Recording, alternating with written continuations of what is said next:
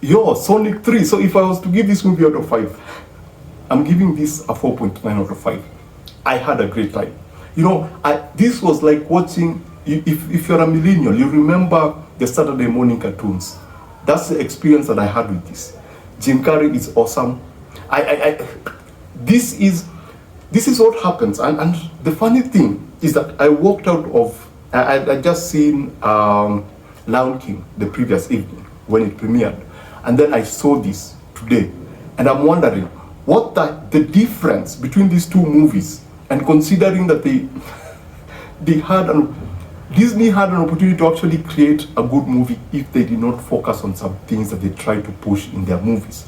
If they did not try to be too serious, if they just allowed and accepted the fact that Lion King is based on an animated movie and they should allow themselves to play, we would have a great movie. Anyway, I was talking about Sonic 3. Sonic 3 is definitely a movie that I would highly recommend that you go see. It's fun. Take your kids. It's fun. It's a good time. And as I said, it's like a Saturday morning cartoon because there's a theme. And the theme is just forgiveness. But the movie does not take itself way too seriously. The Sonic that we remember from the first movie is the same Sonic that we get here, only a bit amped up to 11, thanks to Knuckles and, of course, Keanu Reeves. I mean, Keanu Reeves is awesome in this. His motivation, the reason he's doing what, they somehow made it sense. Despite the fact that you think that this will be a crowded movie. I mean, you have Keanu Reeves, you have Jim Carrey, you have Idris Elba. You have all these stars in one movie. But the direction was able to balance all their storylines and actually bring them together in a very, satisfying manner. Jim Carrey as both characters is both funny, and sometimes I was really impressed with where they were able to take the character in terms of story, especially the grandfather version, because he has his own motivation. I'm not going to spoil for you in terms of who the villain is, but his motivation was clearly a bad guy's motivation. You think that, looking at him, you think that he would be the same character that Jim Carrey played in the first movie, but now he's a much more older, much more focused, and much more, I wouldn't call it evil. It's just a terrible person in a way, but it takes you time to actually get there. And the final thing I would like you to think of, Die Another Day, in a way. If you remember the last big thing that's supposed to do this big thing, it borrows kind of that thing of the thing from Nini hitting. I don't want to spoil it for people because you also need to watch this to experience it for yourself. Because watching this for myself, I thought it was so delightful and so fun that I wouldn't want to spoil it for people. Anyway, the performances are great.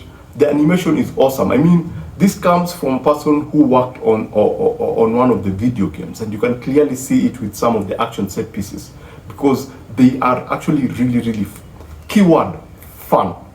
The movie is serious and it takes on, I mean, someone loses someone very important to them, and you get those quiet, really deep moments. But the movie does not forget that this is based on a video game. It does not forget the fun factor. It does not forget, yes, you're dealing with this very serious theme, but it does not forget that the people who actually fought for Sonic character to be changed are the people who are coming to see this movie. And they just gave us exactly what we needed, but now more of double the fun. Even Knuckles, I was surprised because Knuckles, he's very playful. He's actually funny in this. And I'm looking at this and I'm like, other studios, just listen to the fans. Yeah, just if you know what fans want, just give them exactly what they want. And this movie does it perfectly. If you can take your kids to this, they'll have a great time. It does not give you space to breathe in terms of humor and quick, funny jokes, because they learned every single moment from Sonic, from from Knuckles, and Keanu brings this welcomed gloominess to his character that actually works very, very well within the story. And there are some twists and there are some turns, and I don't know about the ending. I don't know what's going to happen because they've already set up a system in these movies whereby something happens and then that person becomes a part of this and then becomes a part of the next movie. I don't know what they're going to do with that because that ending is very definitive for particular characters.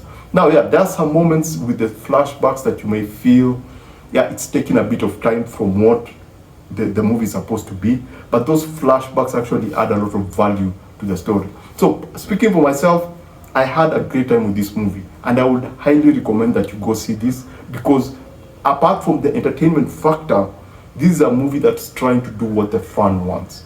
You know, this is clearly made for the fans of Sonic. You know, people who played the video games for years. This is like a love letter to them. So yeah, that's my review of the movie. Go see it if you can. Take your kids, because kids will have a great time. The parents will be laughing their heads off for most part of the movie. So basically, that's it. Remember to always watch what you enjoy and enjoy what you watch. I shall see you on the next one. Adios.